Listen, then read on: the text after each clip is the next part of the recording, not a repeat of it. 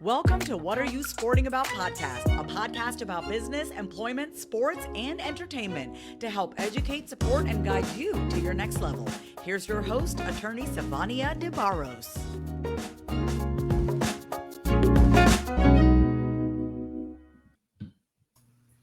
Hey, everybody. I'm Sivonnia DeBarros, protector of athletes, and I'm excited to have another guest on this episode of What Are You Sporting About? But listen, I have to remind you all, if you have not yet subscribed, I don't know what you're doing with your life. Go ahead and subscribe. All right. I know you're already listening to podcasts. You have your favorite platform where you get your podcast. We are on those platforms. So locate your favorite podcasting platform. Make sure you subscribe to this podcast so you never miss an episode. And today I'm super excited because I get an opportunity to speak with someone around a subject area that a lot of us shy away from, but it's still a major part of all of our lives in a good way and bad ways.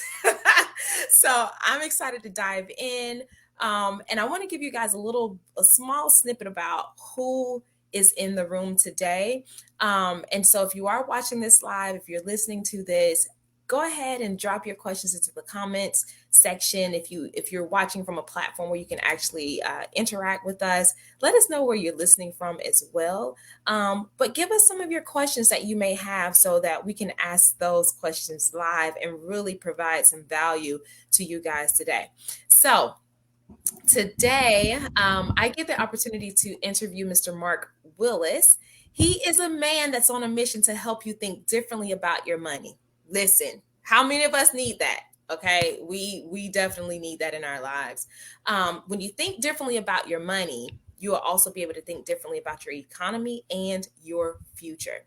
So after graduating with 6 figures of student loan debt, who has 6 figures of student loan debt?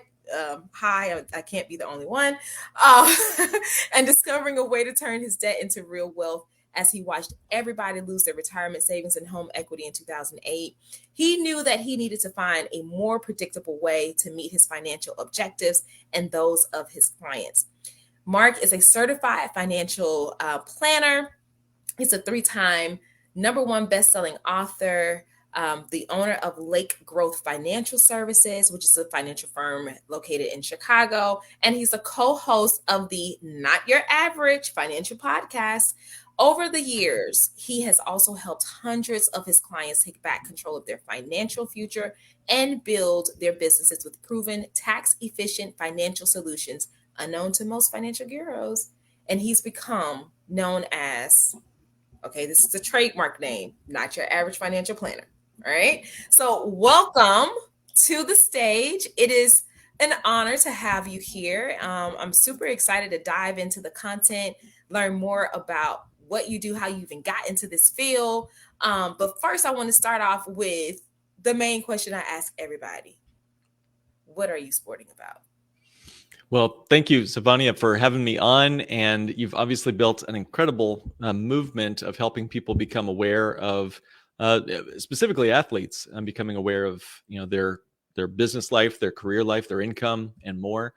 So thank you for what you're doing. I've had the great privilege of working with business owners, real estate investors, NFL Super Bowl champions, and my clients all across the country.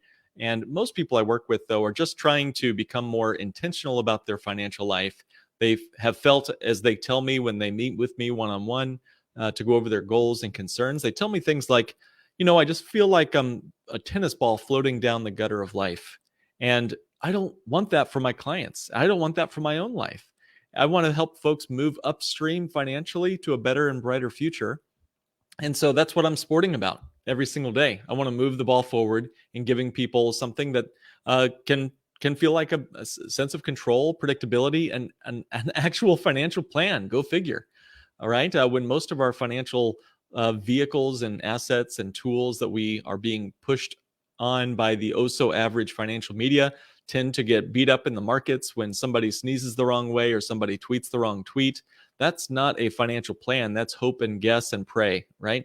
Let's build something that's solid, that's rock solid, that can couple with our overall objectives in our personal life, our professional life, and do it in a way that doesn't take unnecessary risks. Sure, I'm good for risks, but not unnecessary risks. We don't want to do that in our sports careers. We don't want to do that in our financial lives either. Oh, that's woof. That was good. I need to start off though with the last part of what you said. And then maybe segue into how you kind of got into this field. But unnecessary risk. So everything that we do, I'm an entrepreneur, but I'm also a business owner. You know, people don't really consider lawyers to be entrepreneurs, but I am an entrepreneurial lawyer. Mm-hmm. Yeah. And there's a lot of risk in that, right? There was a risk in me deciding at whatever point I was going to go to law school. So there's so many different things that led up to that point. But it was a risk worth taking. Either it's going to work out or it's not, but I can learn a lot of things from if it didn't work out, and how can I apply that? Would I want to try and go forward in that aspiration again, now learning what I know to be true if it didn't pan out. But some people engage in risky behavior that doesn't make sense. It's not strategic. And so it tends to put them into a bigger hole. I want you to talk about that a little bit around unnecessary risk and how that factors into the financial planning or financial strategy stage, and what people can do to kind of recognize if they're just being unnecessary risk takers. Well, we see it all the time on the sports field. And I think that oftentimes we take unnecessary risk off the sports field too. I know some NFL players have recently gotten into hot water for things that they did off the sports field that they just shouldn't have been doing. And it's ruined their careers. Unfortunately, that's the case. We can do the same with our financial life too. Let me keep the sports analogy going for just a little bit more here. Let's imagine that you walk onto a sports field. Maybe it's like a big soccer field or something like that. And you walk on with your soccer ball under your arm and your cleats on, and you're ready to play some soccer. But as you walk onto this field, you notice that some people are playing soccer, other people are playing football, still other people are playing chess. Maybe somebody else is throwing a javelin. They're all playing different games. And when everyone's on the same field but playing different games, people are going to get hurt, especially the guy who's throwing that javelin maybe toward the chess players, right? You want to watch out for those guys. So the problem with the Wall Street model of financial planning is that we're all in that same field, the stock market, but we're all playing different games. Case in point, maybe you're doing dividend stock investing, but I'm doing meme stocks or day trading. Okay, maybe I'm, jumping in and out of value and getting into growth, and you're moving from growth and into value. So on and on it goes. The only people who win there are the financial advisors who are taking a fee off of your assets. They literally call it assets under management fees. And according to the Department of Labor, a 1% fee on your assets over a long period of time, say 30 years, 35 years, according to the Department of Labor, will eat up almost a third of your life savings just to fees. Sivonnia, that is unacceptable, because that's assuming that we have modest market growth. I'll give you one more unnecessary risk. Why is it, where is it written that we have to put our money into things that we can't control?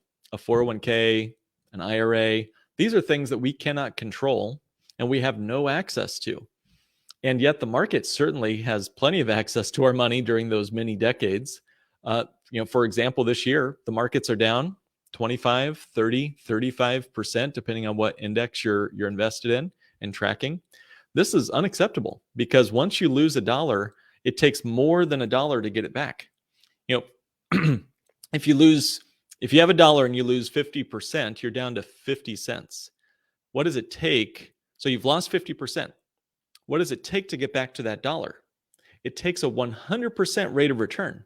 You lost 50%, but now to get back to even, you have to make double your money, go from 50 cents to $1. How often does the market double? Not that often. How often does it tank 50%? Well, it's happened 3 times in the last, since the start of the 2000s. So I guess I'm less than enthused. As a certified financial planner, do I have investments in the market? Sure. Is it where I keep the vast majority of my real wealth? Absolutely not. It's not necessary. It's an unnecessary risk. Oof.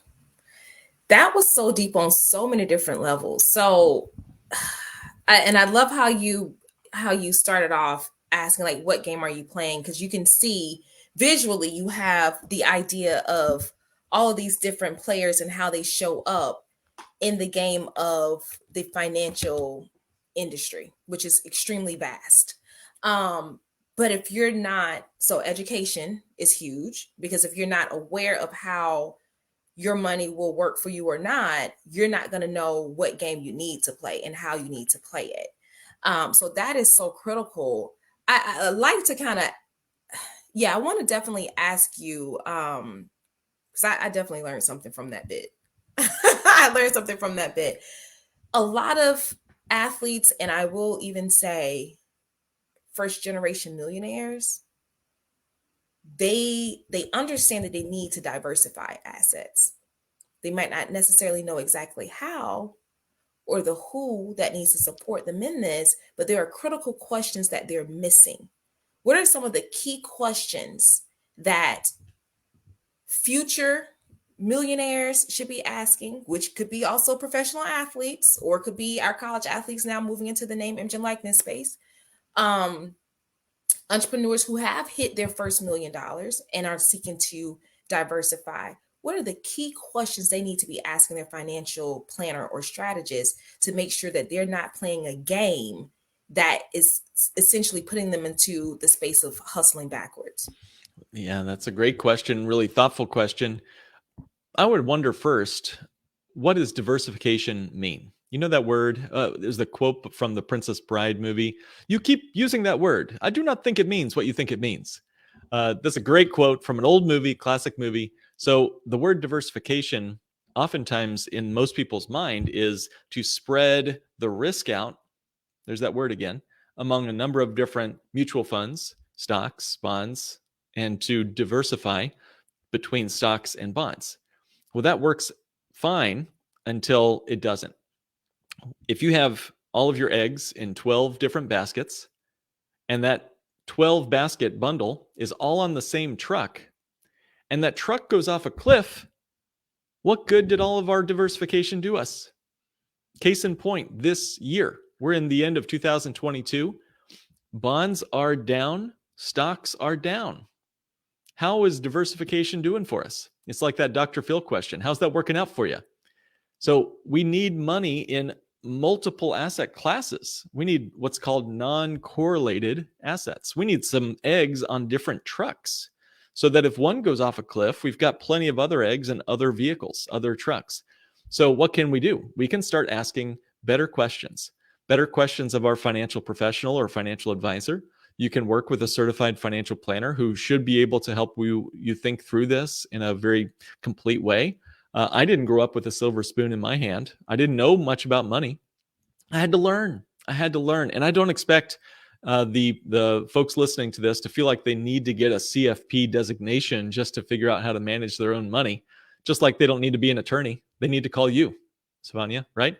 They need to call you if they need that help. So, I call my plumber if I need some plumbing help. Same thing with our finances. So, but I think that we can take back some control of our finances by asking ourselves better questions as well. What is a good question to ask? And you can do this for free. You can do this in 10 minutes. You can do this, pause the podcast and do it right now. Just ask yourself this one question. What do I really want my money doing for me? It's so easy. It's such a simple question. Seems obvious, but so often we live our whole life doing what other people want our money to do for them. We spend it on marketing, advertising. We buy the stuff that we don't need and can't afford and don't even like to impress people we don't even know. We can put it into assets like that we have no business putting our money into. And it's why so many people who might become a millionaire end up losing that money, or decamillionaire and lose that money because they made some wrong choices. So asking yourself, what do you truly want? It's a great question. It's a freeing question. So I like to make myself a little wish list. What do I want my money doing for me? What characteristics would I like it to have? Let's take the labels off of money, 401k, savings account, real estate, business investment. Let's just set all that aside for a minute. And let's instead think about what are our attributes? What are our characteristics? What are our functions that we want money to do? If you gave me the choice between Tiger Woods golf clubs or Tiger Woods golf swing, which one wins the championship, Sivonnia? Is it the clubs or is it his swing? I don't know. I'm gonna say the swing. You bet. Yeah, that's right. Yeah, good answer. Yeah, if you've got his swing, you'll win the championship, or maybe maybe you'll get up there anyway. Right. But the clubs are just lifeless just a little pieces tool. of wood and tool. Yeah. So financial vehicles, stocks, real estate, whatever, they're just tools. What do you want the money doing for you? Do you want it to be accessible cash for investing? Do you want it to be accessible for purchases like you might need your house repaired or your car or your own kids' college?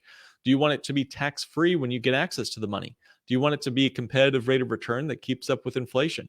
Do you want it private and protected from predators if they try to sue you? If you're in a public space, that's going to happen. Hate to say it. So thoughts on that? I hadn't thought about the private or public because, okay, so we did set up a life insurance vehicle for both myself and my husband and our child.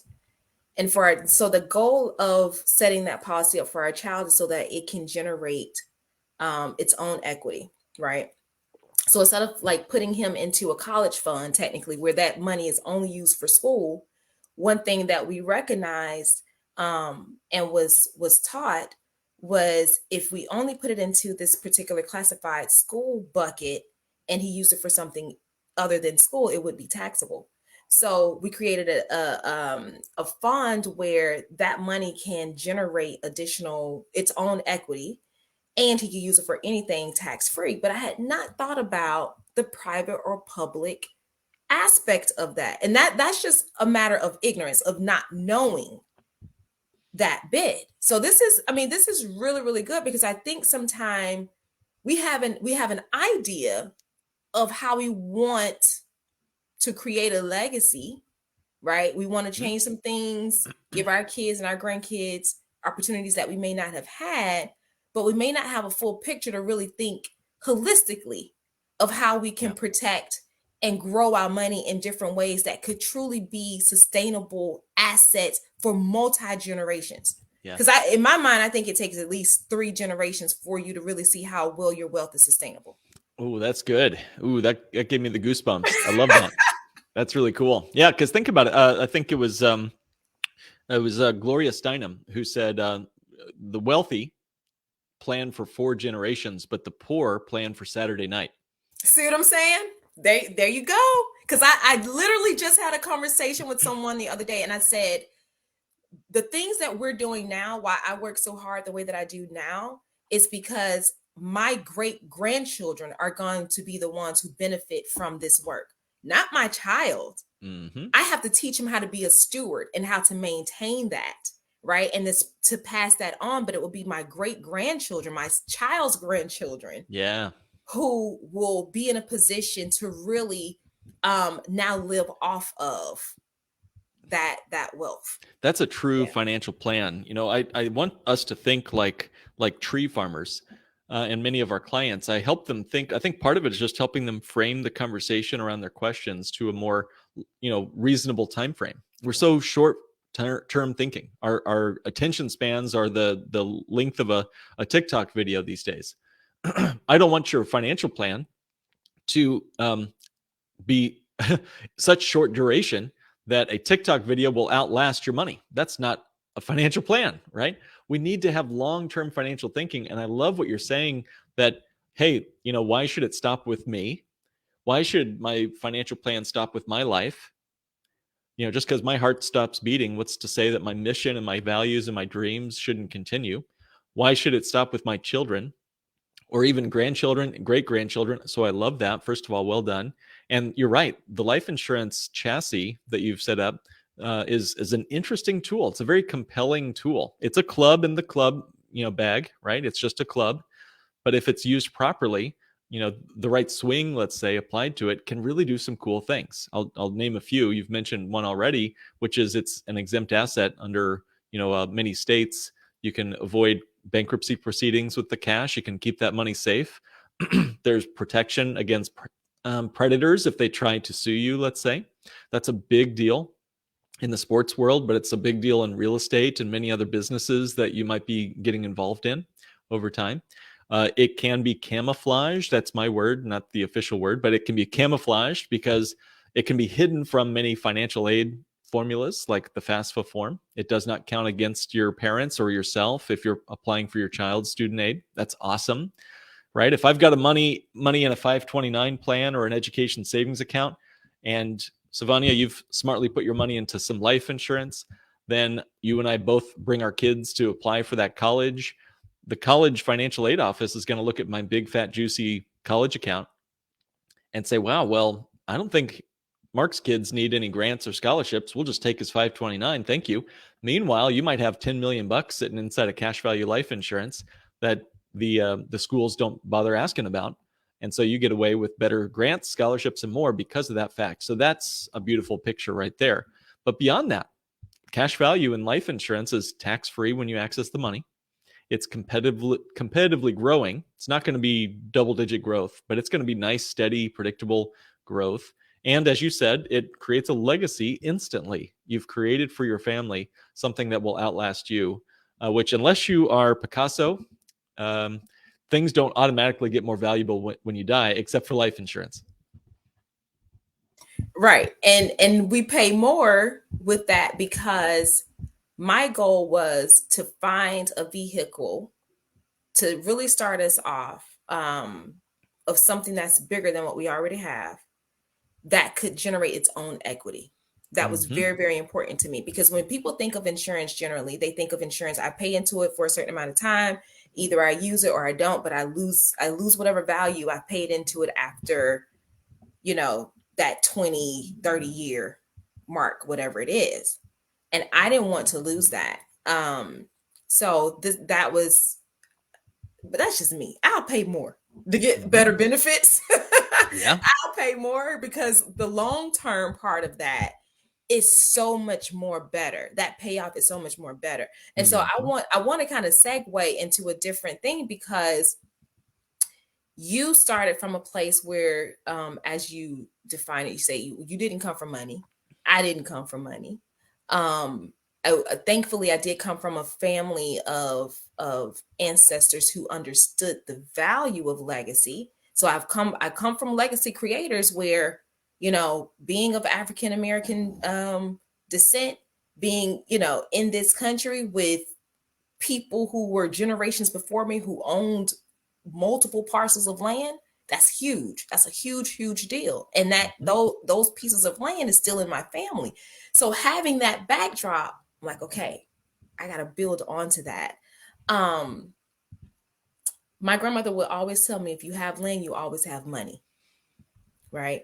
So there's so many different people who are trying to figure out, how can I create or have an asset where I will always and forever have money? Where am I going with this is being your own bank. I always and have heard the coin of be your own bank, create your own bank.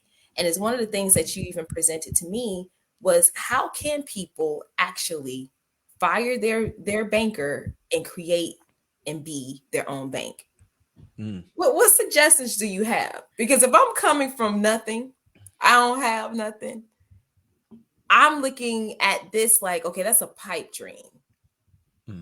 So what are some strategies to help people actually get there? Well, first of all, what a great story. I'm so glad you know such a great family history and great stories, and what you want to continue that story.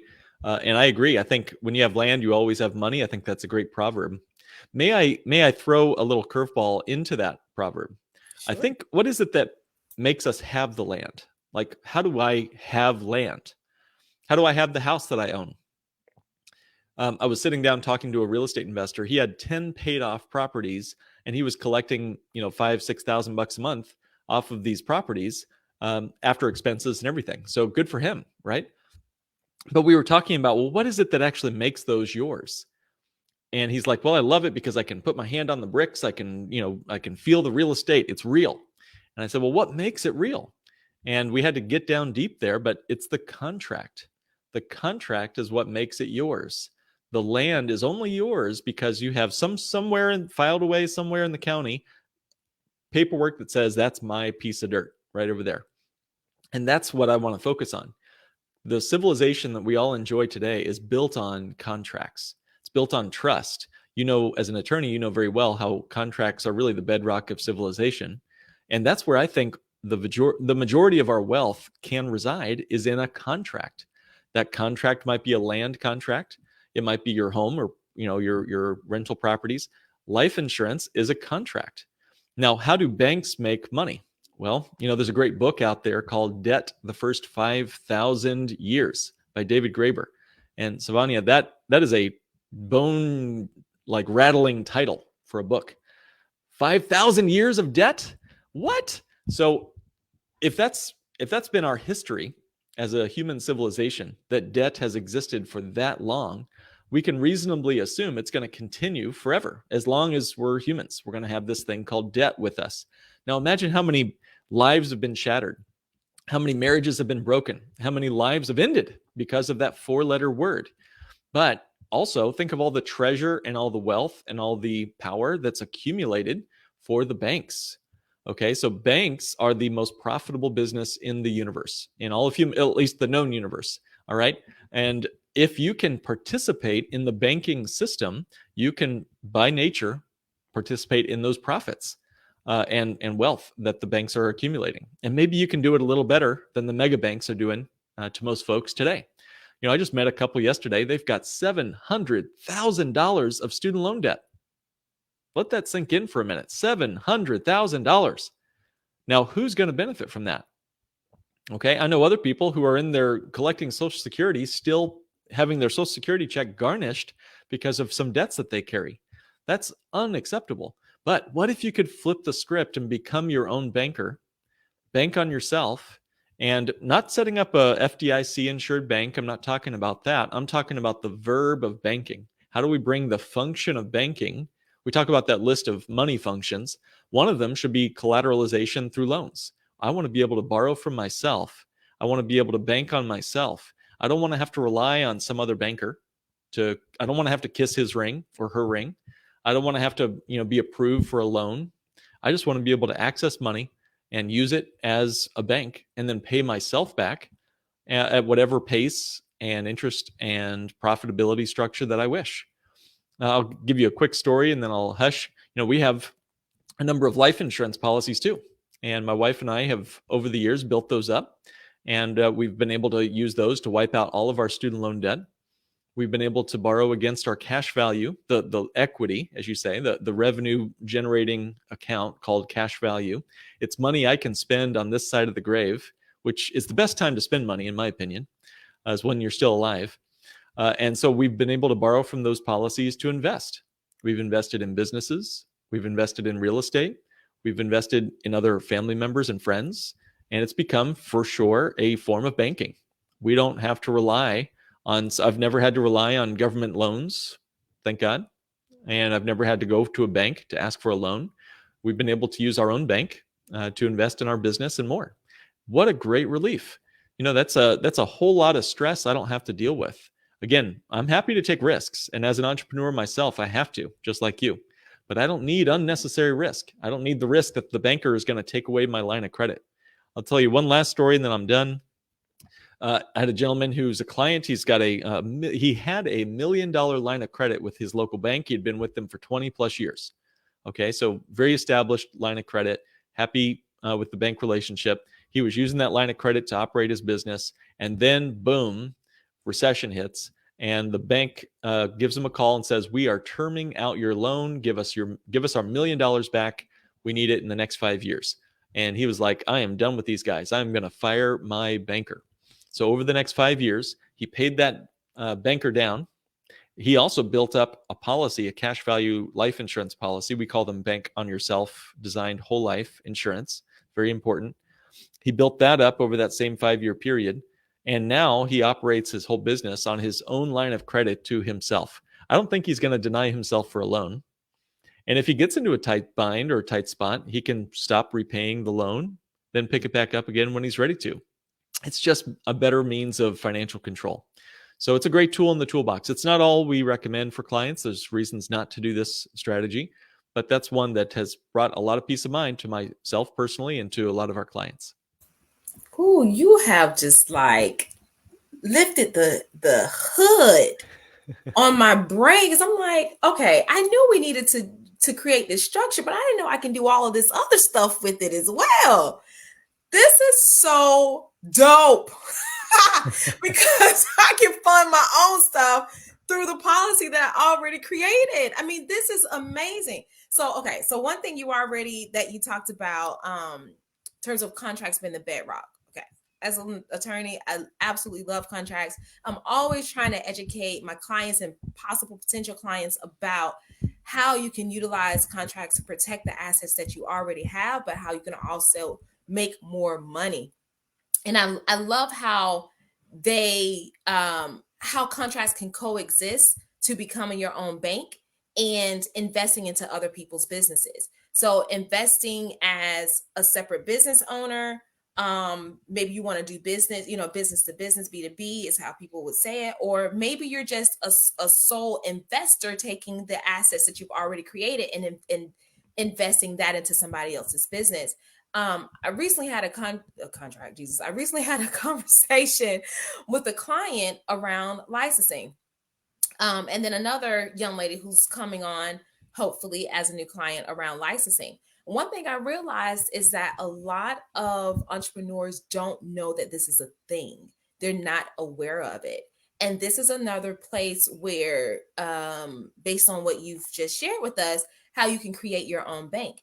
If there is any piece of intellectual property that only belongs to you, that you have, that you can monetize, that is a way where you can license that out to other businesses and get paid over and over and over again.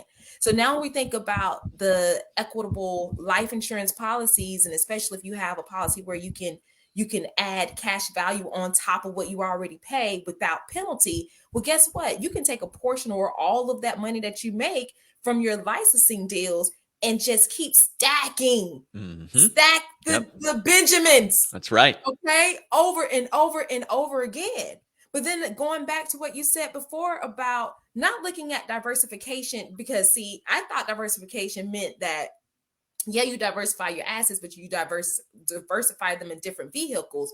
People are seeing diversification as I'm gonna create different ways of how my money will work. So like being on a freeway, you got a 6-lane freeway, and each lane is considered a different aspect of how your money will move, but it's still in the same pot. Everybody's still on the same street.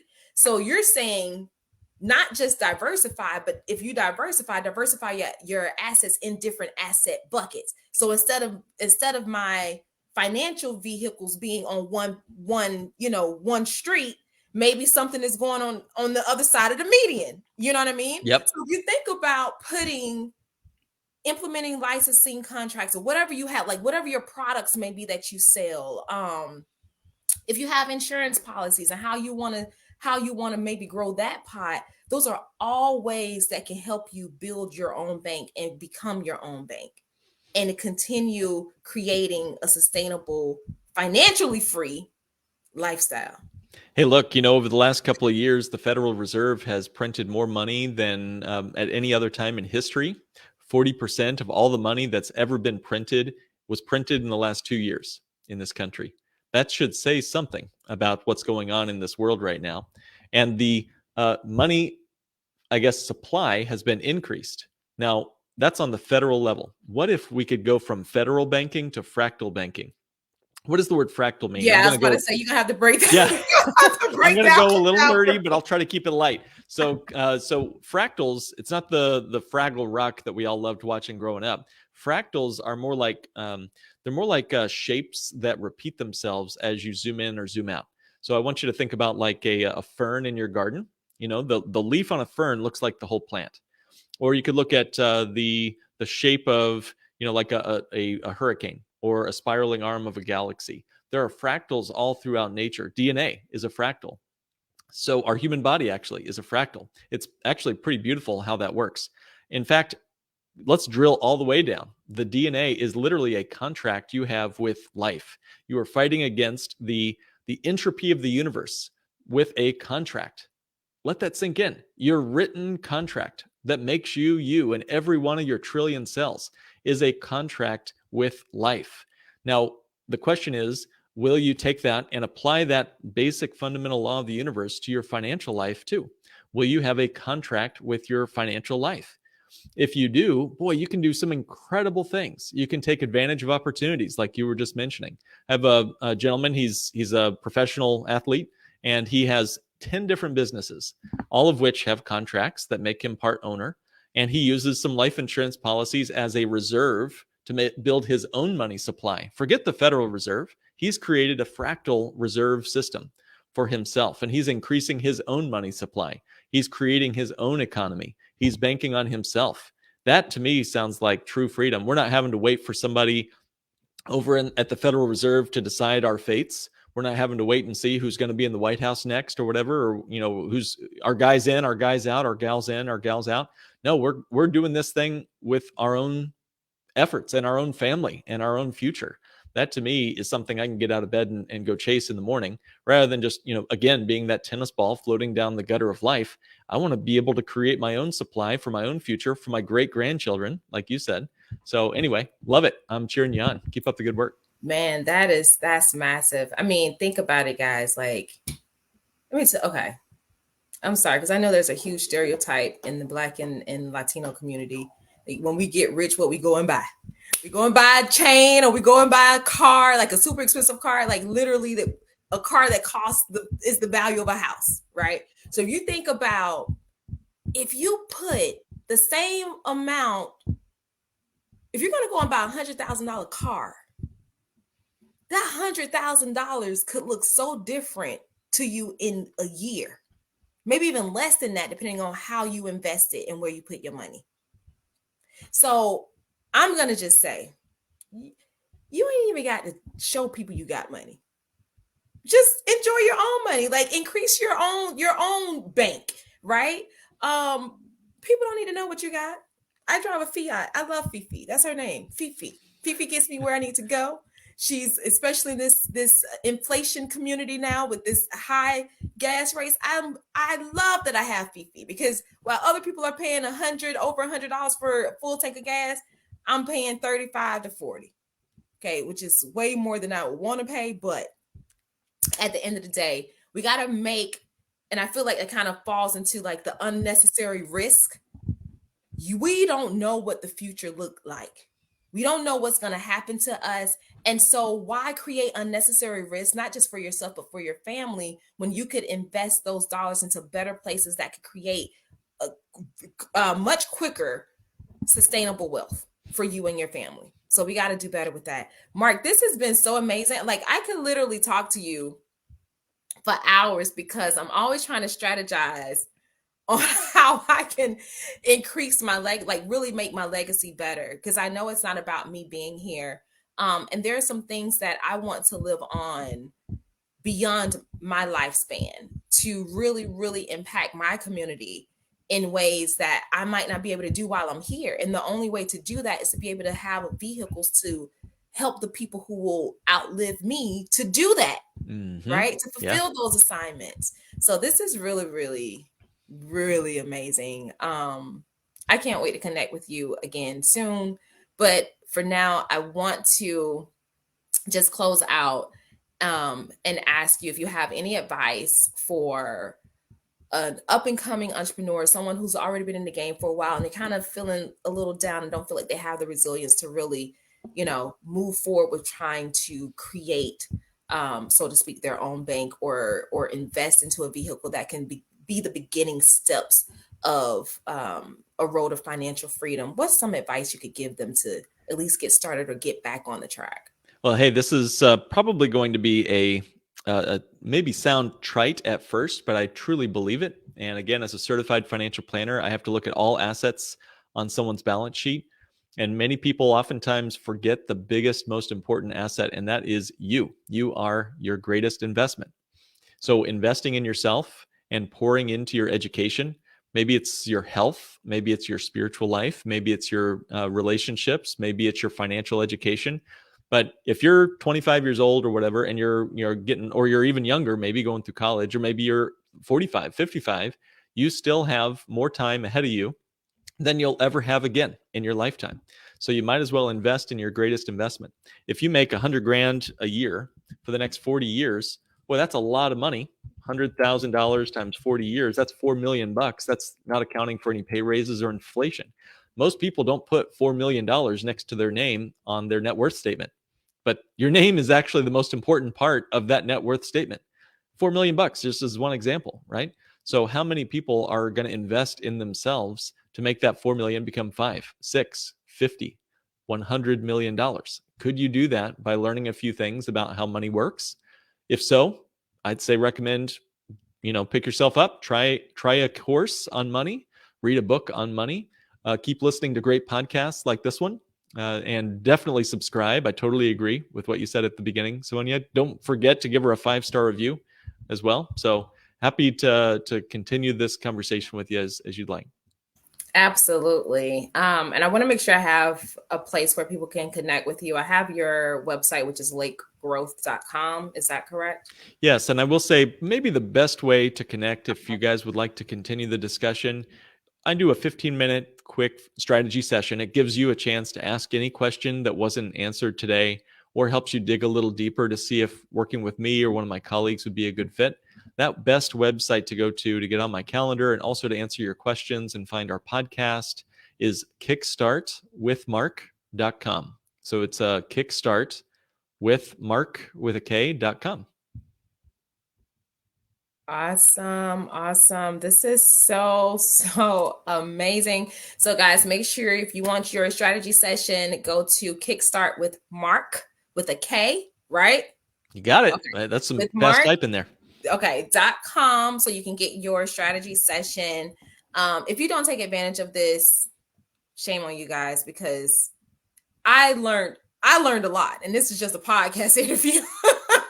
And I kind of think I know a lot of things, more than the average person or the average entrepreneur, only because I have invested in myself in different ways. And so when you invest in yourself, you also get the benefit of being educated by people who are smarter than you in different fields, right? So take advantage of this opportunity and connect with Mark.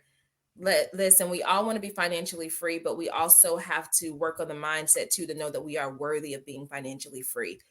Just because your forefathers may have not left you anything does not mean that you don't have it in you or have the capability to change that narrative. You got everything you need. The only thing is you just may need somebody to help guide you to the right space for you, right? So take advantage of that. I want to remind you all again, if you have not yet, subscribe to What Are You Sporting About podcast, because people like Mark come on here and they drop the diamonds, okay, the gems that really will help you to become free in a different area of your life that you may not have thought was a problem. Even if you are successful, there are ways that we can always build on top of that. All right. This is how the rich stay rich, because they know all the secrets. All right. So make sure you subscribe to What Are You Sporting About podcast. If you have not yet gotten access to the NIL Combine, make sure you go to bit.ly/NIL Combine-all access. So you can also be in the room for conversations similar to this and other aspects around name, image, and likeness. All right, guys. So I'm Sivonnia DeBarros, protector of athletes. And without further ado, I'm going to let you guys go. But it's always a pleasure to educate you, motivate, and support you to your very next level. Until next time, guys, I'll check you out later. Bye. Joining us this week on What Are You Sporting About podcast. Make sure to visit our website, prosportlawyer.com, where you can subscribe to the show in iTunes, Stitcher, or whatever your favorite platform is, so you'll never miss a show. And while you're at it, if you found value in the show, we'd appreciate a rating on iTunes or iHeartRadio. Or if you'd simply tell a friend about the show, that would help us out too. If you like the show, you might want to check out our book, What Are You Sporting About? Attorney Sivonnia DeBarros is available for private consulting at sldebarros.com. And remember, we're here to educate, support, and guide you in your journey to success, because we're all sporting about something.